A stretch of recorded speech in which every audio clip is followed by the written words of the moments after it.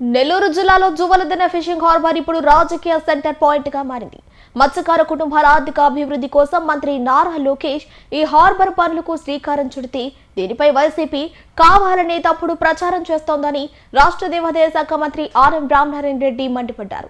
Nellore rural అభివృద్ధి పనుల శంకుస్థాపనలో పాల్గొన్న ఆయన జువలదిన్నె హార్బర్ విషయంలో గత ప్రభుత్వ నిర్లక్ష్యాన్ని ఎండగట్టారు.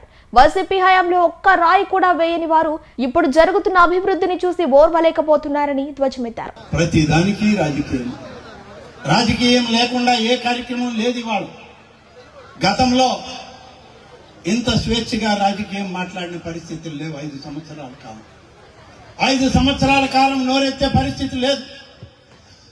వాళ్ళ గుండాలన్న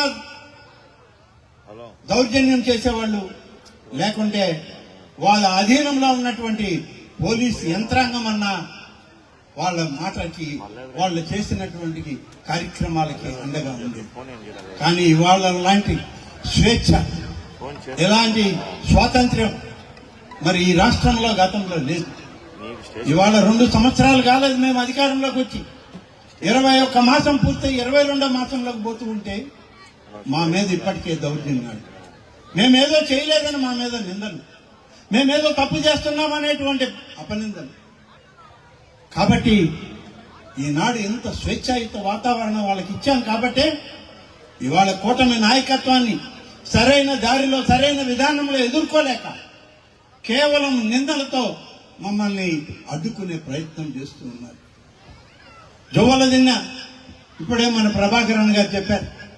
జువ్వలదిన్న ఫిషింగ్ హార్బర్ లో మత్స్యకార కుటుంబాల అభివృద్ధి కోసం అక్కడ జువ్వలదిన్నలో ఫిషింగ్ హార్బర్ పెడితే అక్కడ ఒక మంచి పరిశ్రమను తీసుకొచ్చి నారా లోకేష్ గారు స్వయంగా వచ్చి దానికి శంకుస్థాపన చేస్తే ఆ పోర్టే అమ్మేస్తున్నామని చెప్పి నిన్న వైసీపీ నాయకులు మాట్లాడారంటే ఇది సిగ్గుతో తలదించుకోవాలి. మీ హయాంలో మీరు కనీసం ఒక రాయి పెట్టలే. ఇవాళ మేము ఒక పరిశ్రమే తెచ్చాం. అక్కడికి ఫిషింగ్ హార్బర్ 100,000 కోట్ల రూపాయలు ఖర్చు పెట్టి ఆ ఫిషింగ్ హార్బర్ ని పూర్తి చేశాం కాబట్టే ఇవాళ పరిశ్రమలు వచ్చాయి.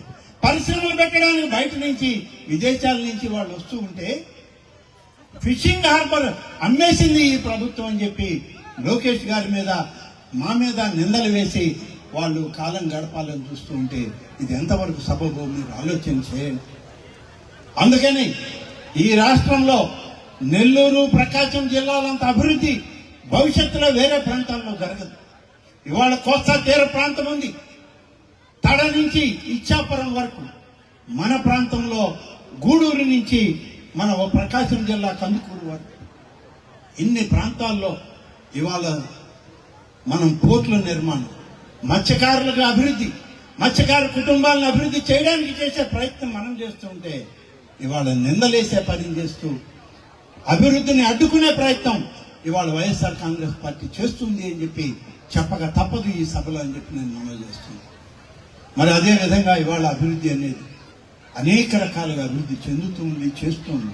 పారిశ్రామికంగా, వ్యవసాయ పరంగా, సాగునీటి పరంగా, త్రాగునీటి పరంగా అనేక వ్యవస్థల్ని ఇవాళ గాడిలో పెట్టి నిధులు సమకూర్చుకొని ముందుకు సాగుతూ ఉన్నాయి.